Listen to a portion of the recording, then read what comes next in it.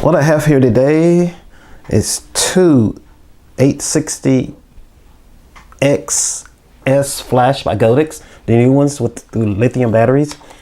This is a upgrade step from the TT685 batteries. Flash actually. But I've had a lot of questions about the operation for Sony users, so I'm just here giving this video to kind of give you a step-by-step guide. First of all, a lot of questions about the auto zoom feature of the flash. When you have this in your hot shoe, yes, it does have an auto zoom. The thing to remember is that you press the sync button, and if you turn this button and it does not move, that means that you have your white card or wide angle diffuser out. You simply need to push it in, and then you'll be able to turn and manually zoom your lens, or you can turn it all the way to the left until the A appears. Now you in the auto zoom feature, and it will recognize your lens depending on the lens. Brand lenses, the Sony brand lens, I have no problems with. But some of the some of the Sigma branded lenses, like my 35 millimeter, sometimes it'll report it as a 20, which is nothing because I use the wide angle diffuser anyhow when I'm using that lens, so it's not really a problem with me.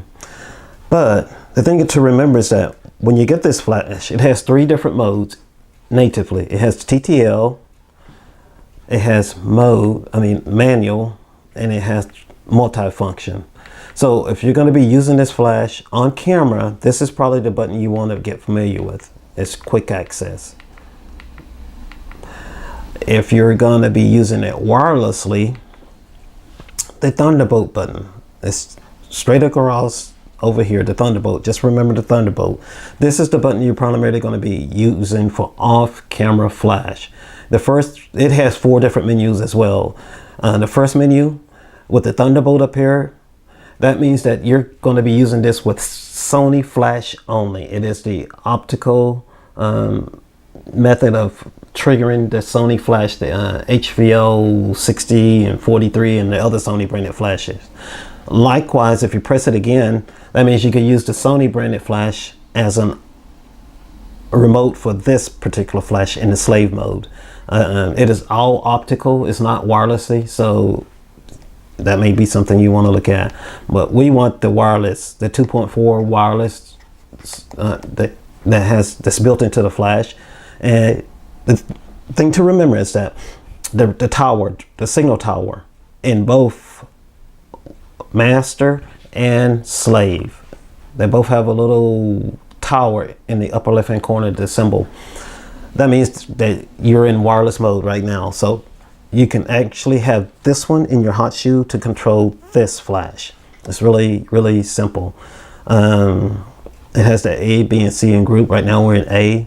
The other thing you want to remember is that sometimes when you're operating these units very close like this, it simply will not, it won't register over here. Right now we got it off. So if we turn it on to TTL, you can see it's still in manual and still off.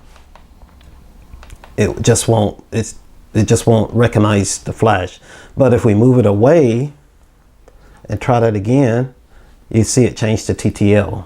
So if you're testing these, you don't want to have it very, very close. Both of these units have the latest firmware, and the way you can tell about the firmware is that if you hold this button in, it'll tell you right up in the upper left hand corner version 1.3. They both have version 1.3, which is the latest version.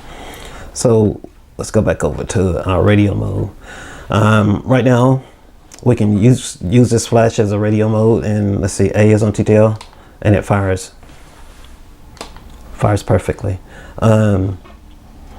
Yeah, so that's the main thing to remember. The green and the amber screen and the radio tower in the upper left hand corner is where you want to be if you're going to be using two or more of these flash.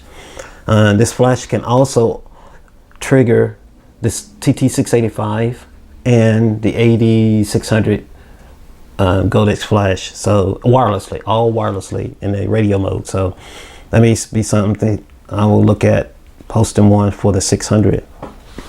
So if you have any questions, just write it in below comments and we'll try to answer that. And that's about it. Thanks for watching.